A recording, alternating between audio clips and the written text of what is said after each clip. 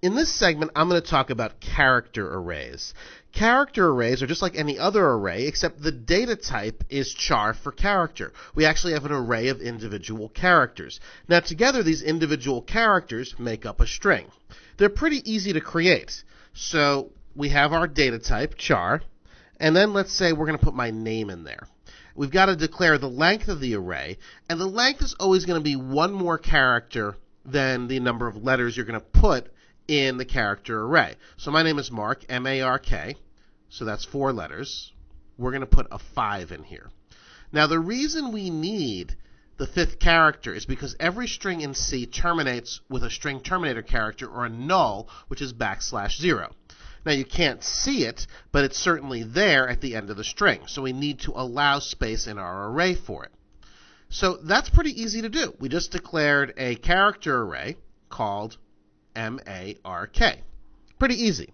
Now, this is actually a shorter form of doing a full declaration of the character array. We could have alternatively done this. Char name 5. Actually, char name, just like that. And then we could have used our curly brackets and declared each individual letter of the array like this, including the terminating character, the null. Obviously, a lot less convenient than the way we went ahead and did it up here on line 4.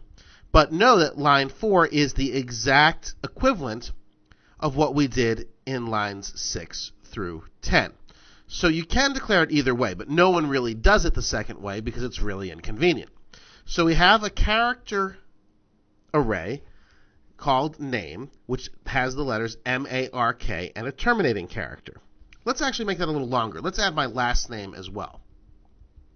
So then we'd have to add a space and my last name, L-A-S-S-O-F-F. So an additional 8 characters, giving us a full array of 13 characters. Now we can add the additional characters. And of course, leaving that last character, which is implied, for the null space. Now, if we want to actually use this name character array, we can output it pretty easily. I can use a printf statement. My name is, and we can use the signifier %s, which is really for string, which is what this is, a string of characters. And then we can give it the value name. All right, let's go ahead and save. And let's bring up our console window. And let's build and run. And there we go. My name is Mark Lassoff. So it output all of the characters in our array. Not too bad. We can also deal with the characters in the array individually. We could certainly loop through and access each individual character if we wanted to. So, for example, let's go ahead and set up our loop here. So I equals 0, I is less than 13, I plus plus, can increment by 1.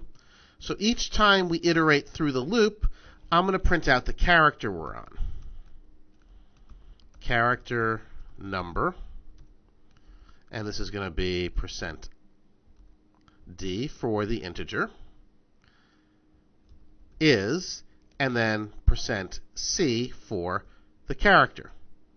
So then our two variables are going to be I, which is going to present out the character number. Let's add 1 to that so it doesn't start at 0. So I plus 1.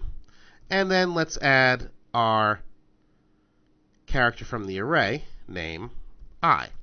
So this will give us each individual character in the array with its character number. So you can kind of visualize the array after we do this. All right, so let's go ahead and build and run.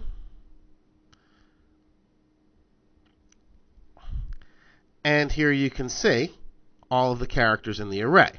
My first name, the space, the last name, and then the terminating character or the null, that's character number 13 in the array. So character arrays are a convenient way to store text and work with text in the C programming language.